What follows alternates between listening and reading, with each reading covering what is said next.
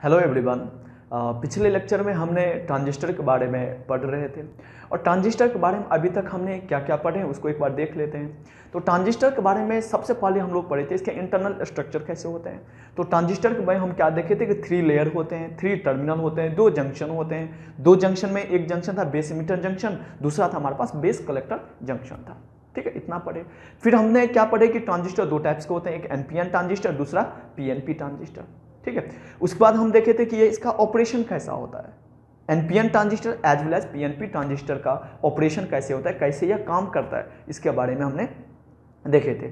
Further हमने क्या देखे कि इसके कितने मोड ऑफ ऑपरेशन होते हैं। हम देखे यह 3 मोड में ऑपरेट किया जा सकता है। First is active mode, second is the saturated mode and next is the cut off mode. जब यह एक्टिव मोड में होता है तो एक एम्पलीफायर की तरह काम करता है, जब सैचुरेटेड मोड में होता है तो स्विच ऑन की तरह काम करता है, और जब वो कट ऑफ मोड में होता है तो स्विच ऑफ की तरह ये काम करता है। या यूं कहूं कि एक्टिव मोड में यह एक एम्पलीफायर की तरह काम कर रहा है, saturated and cut off mode में यह स्विच की तरह काम कर रहा है। ठीक है, ये हमने पढ़े थे। फिर हमने देखे थे कि कितने टाइप के कॉन्फ़िगरेशन पॉसिबल है। हम देखे थे 3 टाइप के कॉन्फ़िगरेशन पॉसिबल है, common base, common emitter and common collector. ठीक है, और हमारे सिलेबस में मेनली 2 टाइप के कॉन्फ़िगरेशन पढ़ने होते हैं, वो है हमारा common base configuration and common emitter configuration. ठीक है, उसके बाद हम क्या देखे थे कि IV कैरेक्टरिस्टिक्स का ग्राफ देखे थे for the common base as well as common emitter.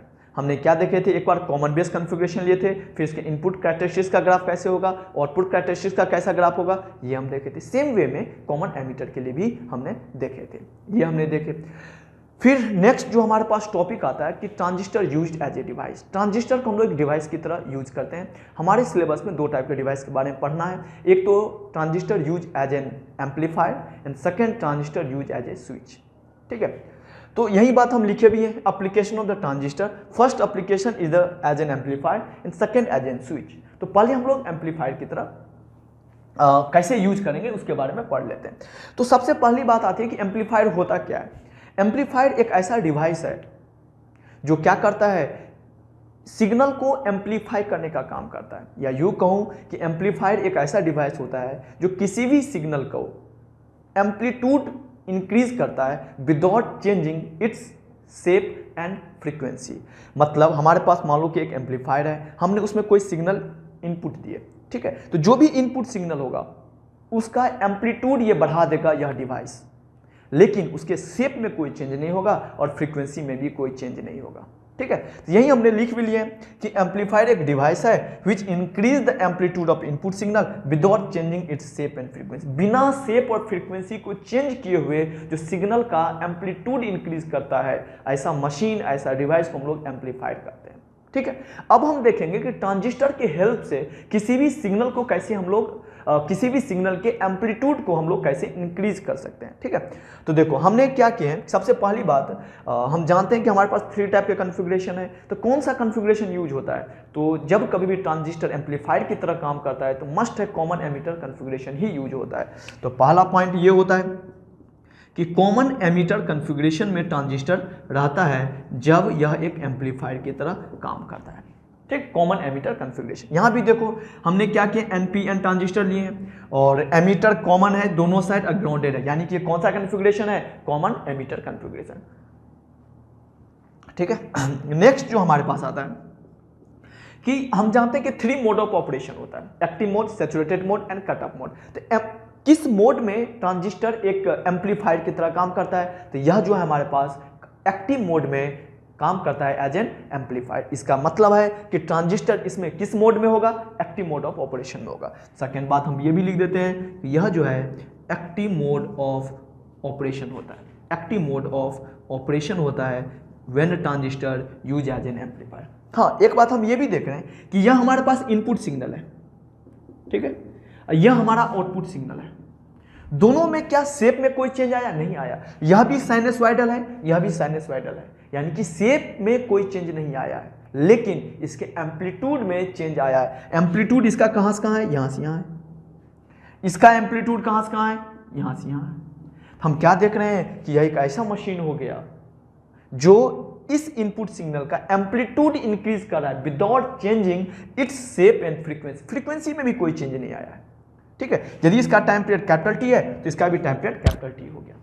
तो हम कह देंगे कि under this condition, under this situation, this transistor is use as an amplifier. हाँ, एक बात देख रहे हैं हम लोग कि इस केस में इनिशियली पॉजिटिव हाफ साइकिल है, बट इस केस में इनिशियली नेगेटिव हाफ साइकिल। इसका मतलब है कि this two signal have the same phase difference.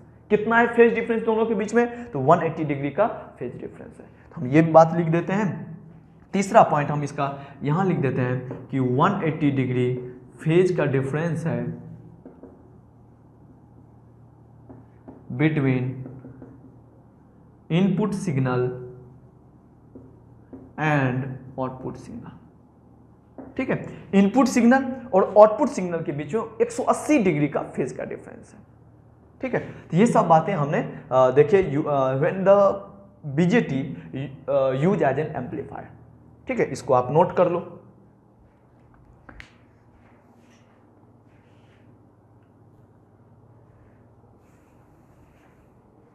ठीक है, अब हम इसका कुछ पैरामीटर है जिसको हम लोग कैलकुलेट करेंगे। अब एक चीज देखो आप कि हमारे पास ये एक ट्रांजिस्टर है, ये इसका इनपुट साइड है। ठीक है, तो ये हमारा इनपुट करंट हो गया बेस वाला, और ये हमारा आउटपुट करंट हो गया। सही है, इसके अक्रॉस जो भी वोल्टेज आएगा दैट इज आउटपुट, इसके अक्रॉस जो भी हम लोग देंगे वो इनपुट सिग्नल होगा। ठीक है, तो यदि हम लोग यहाँ करंट एम्प्लीफिकेशन फैक्टर कैलकुलेट करें, जिसको हम लोग बीटा से रिप्रेजेंट करते हैं, तो दैट इज इक्वल टू क्या हो जाएगा? Amplification output current by input current. Output current क्या है? IC, इनपुट करंट क्या है? IB। ये हो गया। ठीक है, ये हो गया इसका करंट एम्प्लीफिकेशन फैक्टर, जिसको हम लोग बीटा से रिप्रेजेंट करते हैं। वोल्टेज गेन कितना होगा? जिसको हम लोग AV से रिप्रेजेंट करते हैं। तो वोल्टेज गेन क्या लिखे बताओ? Output voltage by input voltage. Output voltage तो इसके अबाउट होगा, तो इसके अक्रॉस वोल्टेज कितना होगा? RC के अक्रॉस। तो हमें लिखना क्या चाहिए? VO by Vin। तो आउटपुट वोल्टेज कितना लिखे? IC RC। इनपुट वोल्टेज कितना लिखे? IB RB। हम इसको क्या लिख सकते हैं? थोड़ा सा सॉल्व करो, IC by IB into RC by RB। ठीक है, IC बाय IB क्या होगा? बीटा। ठीक है, करंट गेन फैक्टर यही तो है IC बाय IB, जिसको हम लोग कोई ऐसे भी लिख सकता है beta into RC by RB। ठीक है, कोई इसको क्या लिख सकता है? Beta into RC by RB। हमने करंट एम्प्लीफिकेशन फैक्टर निकाल लिया, वोल्टेज गेन निकाल लिया, देन पावर गेन निकाल लेते हैं। तो यदि हम लोग यहां लिख लें पावर गेन, तो पावर गेन कितना हो जाएगा? Power gain is equal to voltage gain into current gain. यही लिखना चाहिए ना, voltage gain AV, current gain या करंट एम्प्लीफिकेशन बीटा। तो ये हो गया। AV की वैल्यू कितना है? तो beta into RC by RB into beta. ये कितना हो जाएगा? Beta square RC by RB। यानी कि पावर गेन जो हुआ इस सर्किट में सिग्नल का, वो कितना हो गया? AP is equal to beta square into RC by RB। ठीक है, तो एम्प्लीफिकेशन का ये सब पैरामीटर है। करंट का गेन का फॉर्मूला ये हो गया, वोल्टेज गेन का beta into RC by RB and power gain का beta square into RC by RB। ठीक है, यदि इस टॉपिक से यदि कोई न्यूमेरिकल पूछा जाता है तो बहुत ही इजी पूछा जाता है। हमें क्या दे देता है? RC का वैल्यू दे देगा, RB का वैल्यू दे देगा। कभी क्या पूछ देता है कि करंट गेन कितना है या करंट एम्प्लीफिकेशन फैक्टर क्या है? सिंपल सा IC बाय IB।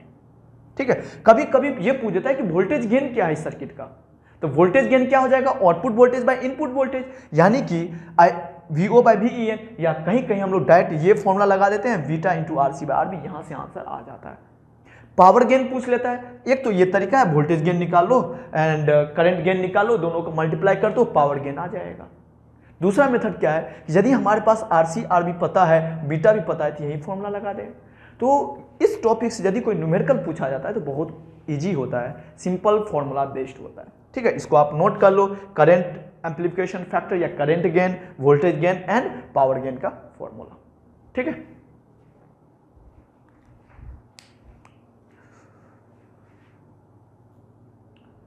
ठीक है, नेक्स्ट जो हम लोग देख रहे हैं, हमने application of transistor as an amplifier पढ़ लिए। नेक्स्ट हम लोग पढ़ेंगे ट्रांजिस्टर का एप्लीकेशन एज एन स्विच।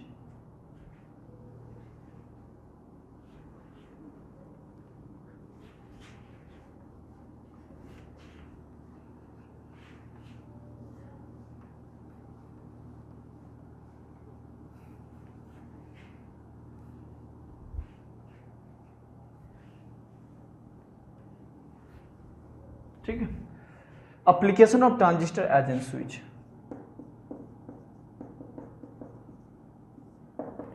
देखो स्विच का दो काम होता है, स्विच ऑन स्विच ऑफ। तो एक तो ये हो गया स्विच ऑन, दूसरा स्विच ऑफ, यही ना।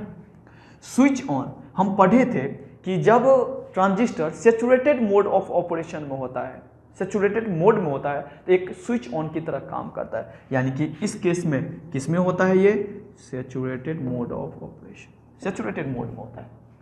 हाँ, स्विच ऑफ में किस मोड में होता है, पढ़े थे हम लोग, cut off mode of operation में होता है। ठीक है। अब देखो यदि कोई ट्रांजिस्टर सैचुरेटेड मोड में है, यानी कि सैचुरेटेड मोड का मतलब क्या हो गया कि J1 यानी कि base emitter junction and base collector junction दोनों ही फॉरवर्ड बायस्ड में होंगे, तो हम कह देते हैं कि ट्रांजिस्टर सैचुरेटेड मोड में है। जब ये सैचुरेटेड मोड में होगा स्विच ऑन की तरह काम करता है। ठीक है। Whenever the transistor lies in या work in active mode of operation, तो एक स्विच ऑफ की तरह काम करता है। एक्टिव मोड का मतलब क्या हुआ कि base emitter junction and base collector junction क्या होना चाहिए, दोनों ही रिवर्स बायस में होना चाहिए। ठीक है। अब देखो जब यह ट्रांजिस्टर सैचुरेटेड मोड में हो गया तो स्विच ऑन हो गया। स्विच ऑन का मतलब क्या होता है कि मान लो कि हमारे पास कोई एक ट्रांजिस्टर है ये, ठीक है। इस ट्रांजिस्टर का ये कलेक्टर टर्मिनल, ये एमिटर टर्मिनल और ये हमारा इसका बेस टर्मिनल है। ठीक है। हम करें कि यह ट्रांजिस्टर स्विच ऑन है, या यूं कहूं कि यह ट्रांजिस्टर सैचुरेटेड मोड में है। ठीक है। तो क्या होगा, तो जब यह स्विच ऑन होता है तो कलेक्टर एमिटर टर्मिनल शॉर्ट हो जाता है। क्या हो जाता है, शॉर्ट सर्किट हो जाता है।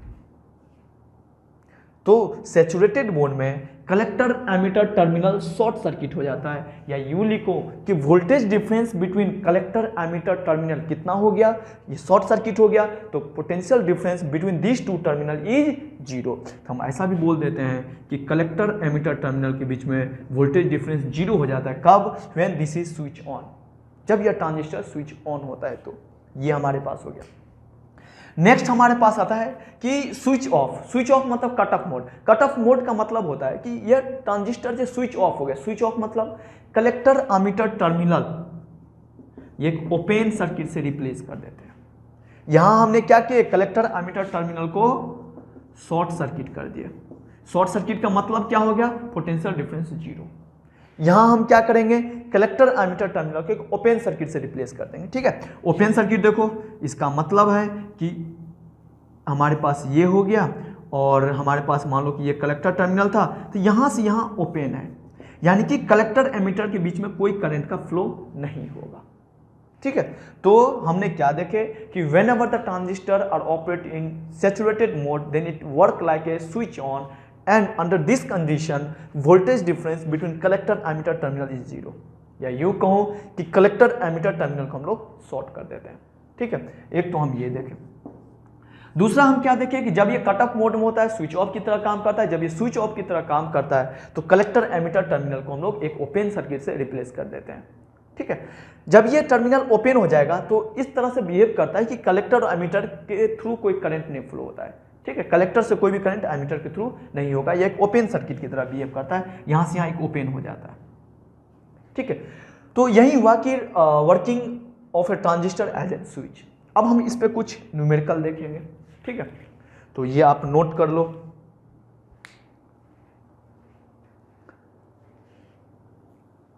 ठीक है। नेक्स्ट हम लोग देखेंगे कि न्यूमेरिकल, यदि कोई ट्रांजिस्टर पे न्यूमेरिकल है तो कैसे उसको सॉल्व करेंगे और उसके लिए क्या क्या मेथड होगा। ठीक है।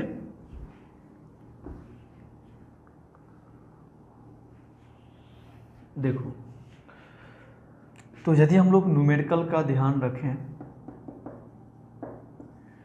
ट्रांजिस्टर बेस्ड कोई न्यूमेरिकल है तो उसमें क्या क्या यूज होगा उसके बारे में हम लोग थोड़ा सा देख लेते हैं।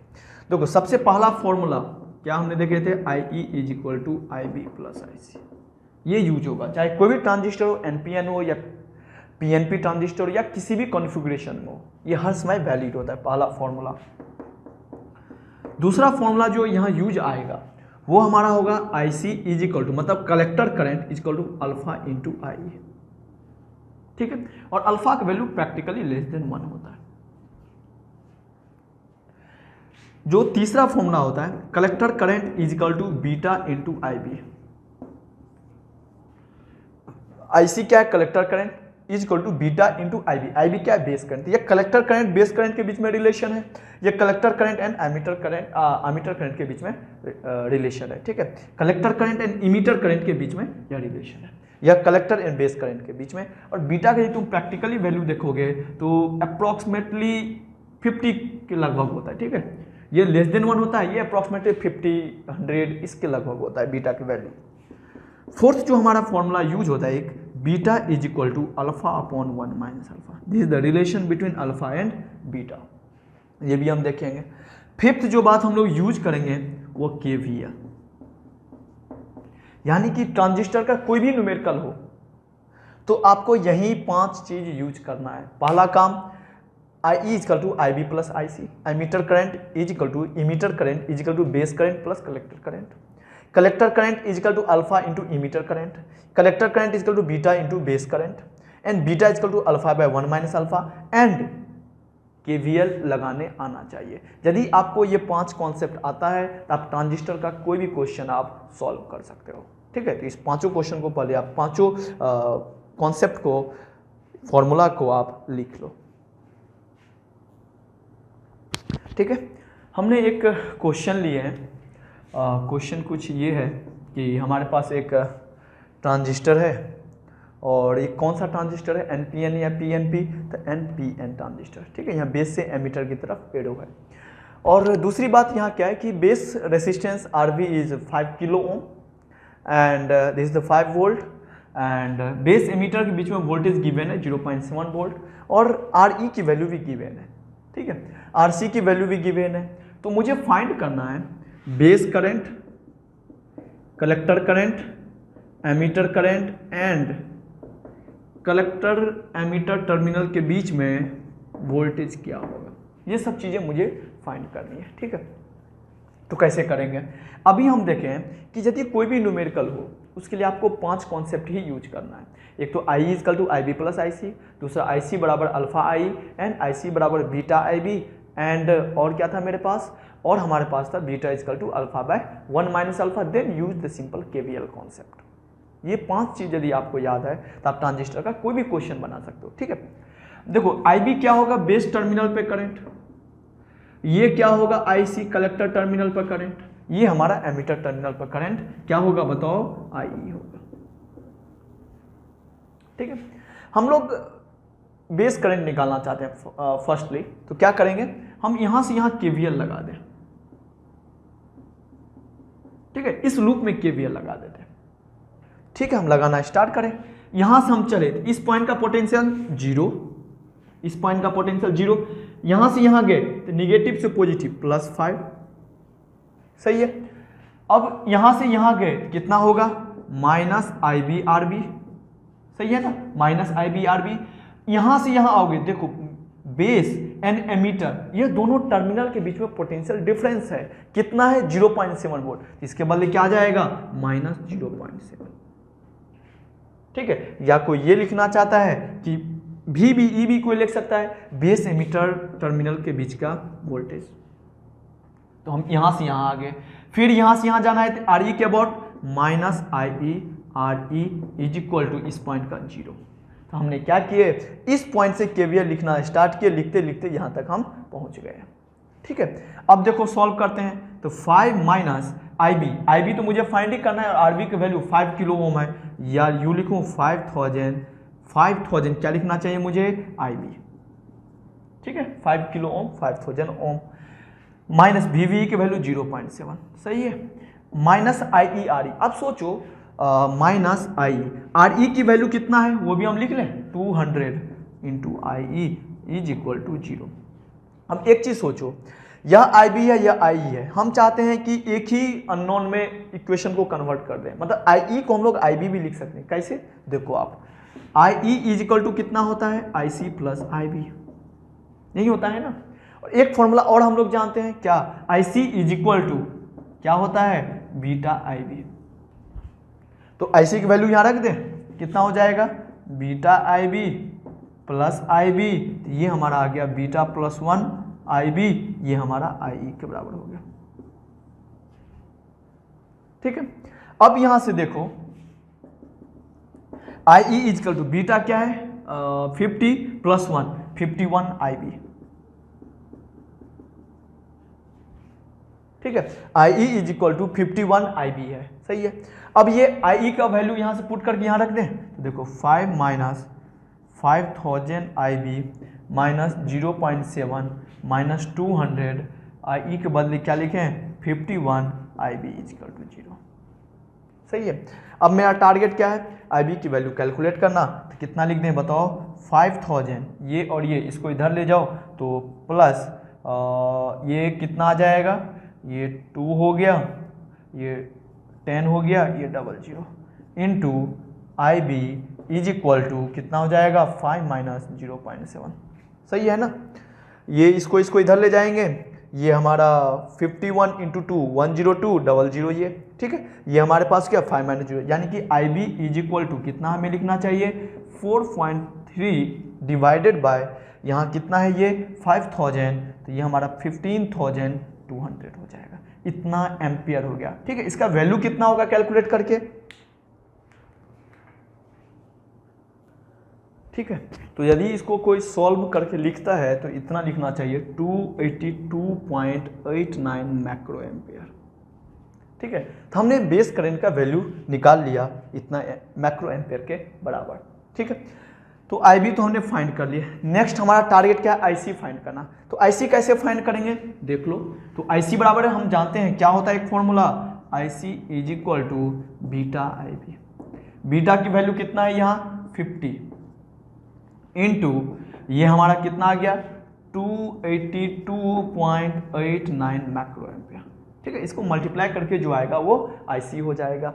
IE बराबर कितना लिखना चाहिए, तो IE क्या है 51 IB के बराबर, तो 51 IB के बराबर है, तो 51 × 282.89 मैक्रो एम्पियर, ठीक है। इसकी वैल्यू कैलकुलेट कर लेते हैं, ठीक है। तो हमारे पास जो IC की वैल्यू आ गया 14.14 मिली एम्पियर, ठीक है, और IE की वैल्यू आ गया 14.42 मिली एम्पियर। तो हमने इसमें क्या किया है कि सिंपल सा KVL इस सर्किट में यूज किए हैं। IB आ गया, जब IB आ गया था हम IC is equal to beta IB जानते हैं, यहाँ से IC कैलकुलेट कर दिए, और IE is equal to beta + 1 IB आया है, वहाँ से हमने IE का वैल्यू कैलकुलेट कर लिया, ठीक है। ये हो गया। हमें करंट तो फाइंड कर लिए IB IC IE, एक और चीज़ मुझे फाइंड करना था, वो क्या था collector terminal and emitter terminal के बीच में पोटेंशियल डिफरेंस कितना है, ये VCE, ये भी तो कैलकुलेट करना था, ठीक है। अब देखो इसकी वैल्यू कैसे कैलकुलेट करेंगे उसको हम लोग एक बार देख लेते हैं। कैसे करेंगे बताओ। इसके लिए हम लोग क्या करेंगे, फिर से KVL लगाएंगे, लेकिन इस बार KVL यहाँ से लगाना स्टार्ट करेंगे, यहाँ से यहाँ करते हुए यहाँ पहुँच जाएंगे, ठीक है। तो यहाँ से KVL लिखना स्टार्ट करो, तो इस पॉइंट का पोटेंशियल कितना लिखे टॉप वाले पॉइंट का 20, ठीक है। इसको पहले इरेज कर देते हैं। तो टॉप वाले पॉइंट का 20, नीचे आओ RC के क्रॉस -ICRC, और नीचे इसके क्रॉस पोटेंशियल डिफरेंस -VCE, यही मुझे फाइंड भी करना है। यहाँ तक आ गए, फिर इसके क्रॉस तो -IERE इज इक्वल टू 0, सही है। इस पॉइंट से KVL लिखना स्टार्ट किया, लिखते लिखते यहाँ तक हमने पहुँच गए। तो 20 IC की वैल्यू तो हम कैलकुलेट किए हुए हैं, कितना है 14.14 × 10⁻³ एम्पियर इंटू RC की वैल्यू कितना है 500, सही है। -VCE IERE की वैल्यू भी हमने कैलकुलेट किया है 14.42 × 10⁻³ इंटू RE क्या है 200 इज इक्वल टू 0, ठीक है। इसको यदि हम लोग सॉल्व करें तो सॉल्व करने के बाद कितना हमारे पास आ जाता है कि VCE is equal to 20 - 14.14 × 10⁻³ into 500 minus कितना होगा 14.42 × 10⁻³ इंटू 200, ठीक है। इसको यदि हम लोग सॉल्व करें, ठीक है, तो हमने कैलकुलेट करके यहाँ पे लिख दिए हैं कि दिस 7.07 आ गया, दिस 2.884 आ गया, ठीक है। इसको फाइनली सॉल्व किए तो VCE जो हमारे पास आ गया वो हमारा 10.046 वोल्टेज आ गया। यानी कि इस क्वेश्चन में जो जो पूछा गया था हमने सब कुछ फाइंड किए, IB, IC, IE and VCE। हमने क्या कॉन्सेप्ट किए, जितने हमने फॉर्मूला पढ़े हैं एज वेल एज सिंपल सा KVL लगाने आना चाहिए। उसके बाद कोई भी ट्रांजिस्टर का क्वेश्चन हो आप उसको इजिली सॉल्व कर सकते हो। ठीक है, तो इसको आप लिख लो।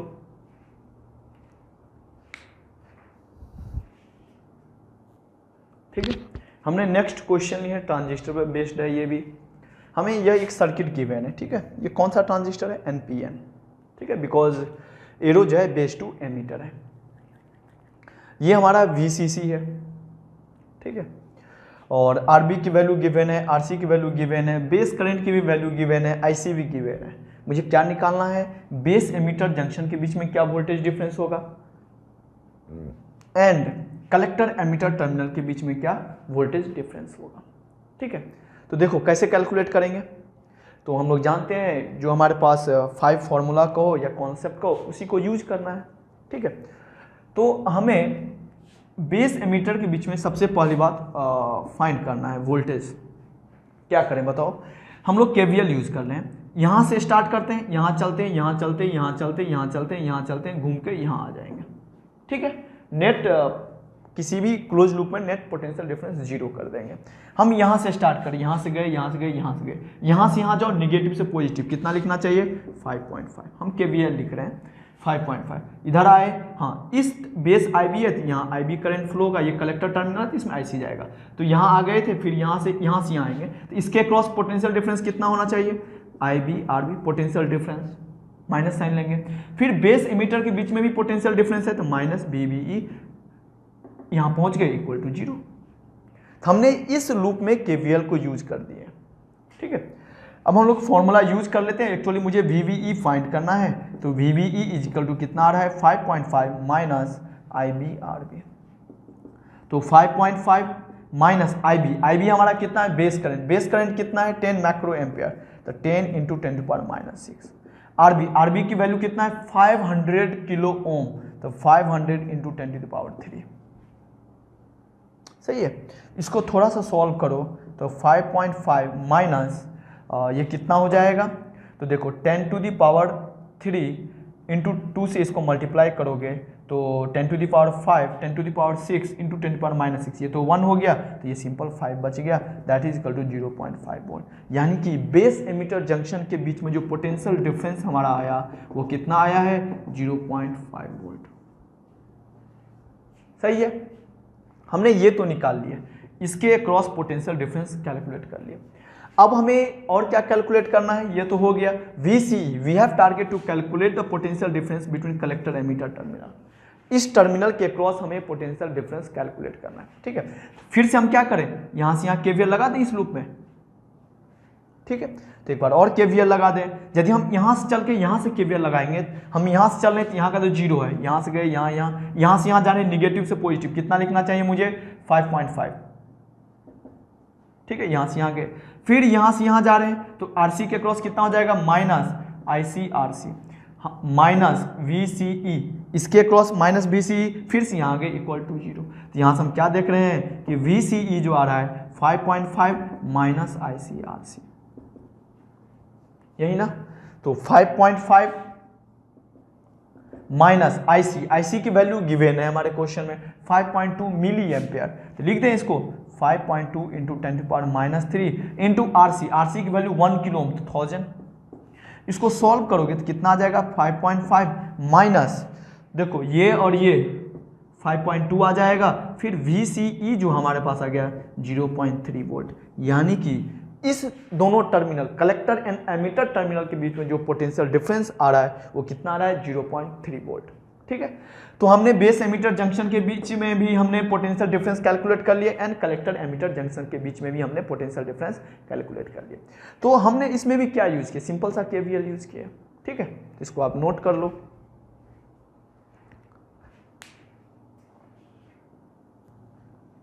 ठीक है, नेक्स्ट क्वेश्चन जो हमने लिए हैं कि हमारे पास यह एक सर्किट है और ये भी हमारे पास क्या है NPN ट्रांजिस्टर है, बिकॉज यदि हम लोग इसको बेस टर्मिनल होगा ये एमीटर होगा ये कलेक्टर टर्मिनल होगा। तो बेस और इमीटर टर्मिनल एरो का जो डायरेक्शन है बेस टू इमीटर टर्मिनल है, ठीक है। तो हमें इस क्वेश्चन में ये फाइंड करना है कि find the minimum base current for which transistor goes into saturation, मतलब सैचुरेशन मोड ऑफ ऑपरेशन में इस ट्रांजिस्टर को पहुंचाना है तो मिनिमम बेस करंट कितना होना चाहिए, ठीक है। तो हम सबसे पहली बात सैचुरेशन मोड में क्या होता है उसके बारे में थोड़ा सा सोचो। In saturation mode of operation transistor switch on की तरह काम करता है, यानी यू लिखूं यह स्विच ऑन की तरह काम करता है। स्विच ऑन का मतलब क्या होता है, कलेक्टर एमीटर टर्मिनल को शॉर्ट सर्किट कर देना है या potential difference between collector emitter terminal zero करना है, यही बात हुआ। तो कलेक्टर एमीटर टर्मिनल शॉर्ट कर दो, शॉर्ट हमने कर दिया, एक वायर से यहां से यहां हमने एक वायर है उसे हमने कनेक्ट कर दिया, ठीक है। ऐसा ही हुआ होगा सैचुरेशन मोड में, ये एक स्विच ऑन की तरह काम करता है। स्विच ऑन मतलब collector emitter terminal short circuit हो गया, ठीक है। तो कह रहा है कम से कम कितना बेस करंट, बेस पे यहां करंट चाहिए, तो कैसे हम लोग कैलकुलेट करेंगे सोचो। कोई सोचेगा हम इस लूप में केवीएल लगा लें, ठीक है भाई लगाओ, लगाओगे तो क्या लिखोगे, VBB minus IBRB minus VBE equal to 0, इस लूप में यही लिखेंगे ना, VBB minus IBRB minus VBE equal to 0। तो IB इक्वल टू कोई कितना बोलेगा, VBB minus VBE by RB। क्या मुझे VBB पता है, नहीं पता है, नहीं गिवन था क्वेश्चन में, तो ये तो हम यूज ही नहीं कर सकते हैं। हाँ यदि VBB गिवन होता, VBE पता होता तो हम लोग इसको जरूर यूज कर लेते। तो अब क्या करें, तो हाँ कोई सोचेगा क्या कलेक्टर टर्मिनल है, यहाँ से जो करंट जाएगा उसका नाम तो IC होगा, इसमें एक बार KVL लगा दें। दो ही KVL पॉसिबल है, या देखिए इनपुट साइड दूसरा आउटपुट साइड। इनपुट साइड कोई सोचेगा बिकॉज IB पूछ रहा है बेस करंट, तो सोचेगा हम इधर ही लगा लें, तो इधर लगाने से हम क्या देख रहे हैं कि फाइंड नहीं कर पा रहे हैं। तो दूसरा पॉसिबिलिटी क्या है हमारे पास, इधर से KVL लगाएं, ठीक है। अब इधर से तुम KVL लगाओ, क्या क्या लिखना चाहिए मुझे, यहां से यहां जाओ VCC, इस पॉइंट से हम आगे जा रहे हैं, मान लो किसी एक पॉइंट से स्टार्ट के लिखना, इधर गए negative to positive plus VCC, RC के अबाउट माइनस ICRC। हाँ कलेक्टर एमीटर टर्मिनल शॉर्ट हो गया है, इसके बीच से पोटेंशियल डिफरेंस 0 हो जाएगा, इज इक्वल टू 0, सही है। अब सोचो VCC is equal to ICRC हो गया, तो IC इज इक्वल टू कितना मुझे लिखना चाहिए बताओ, VCC बाय RC। VCC की वैल्यू कितना है 5, RC की वैल्यू कितना है 1000, तो 1/200 एम्पियर, ठीक है। ये हमारा IC हो गया, ये हमारा कलेक्टर टर्मिनल का करंट आ गया। लेकिन मुझसे पूछा क्या गया है, IB पूछा गया बेस करंट, तो कैसे हम लोग कैलकुलेट करेंगे बताओ। हम लोग लिख सकते हैं एक बात कि IC is equal to beta IB, ठीक है। ये फॉर्मूला तो हम पढ़े ही थे 5 में, एक फॉर्मूला ये भी था, मुझे IB निकालना है, IC तो पता है, तो IC बाय बीटा। IC की वैल्यू क्या है 1/200, बीटा की वैल्यू कितना है बताओ। तो क्वेश्चन में जो बीटा है उसकी वैल्यू गिवन होगा, तो मान लेते हैं कि बीटा की वैल्यू यहाँ जो है 50 है, ठीक है।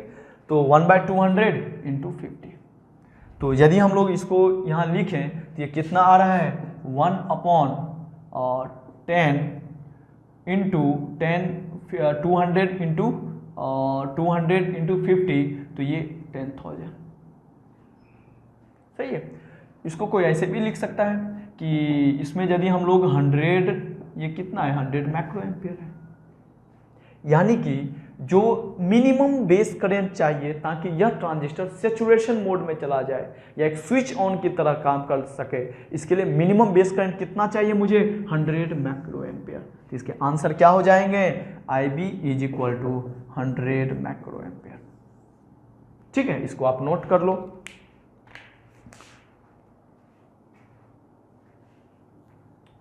ठीक है,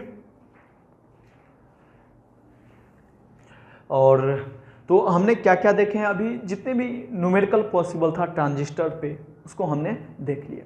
तो जब कभी भी न्यूमेरिकल हो क्या करना है मुझे, फर्स्टली जो हम लोग करते हैं कि आपके पास जो 3-4 फॉर्मूला है, I equal to I B plus I C equal to alpha I C equal to beta I B and beta is equal to alpha by 1 minus alpha, ये 4 फॉर्मूला एंड केवीएल को यूज करना है। कोई भी आपका question हो, transistor based कोई भी क्वेश्चन हो, वो आप बना सकते हो। ठीक है, इसी के साथ क्या हो जाता है, ट्रांजिस्टर टॉपिक समाप्त हो जाता है। ठीक है, थैंक यू।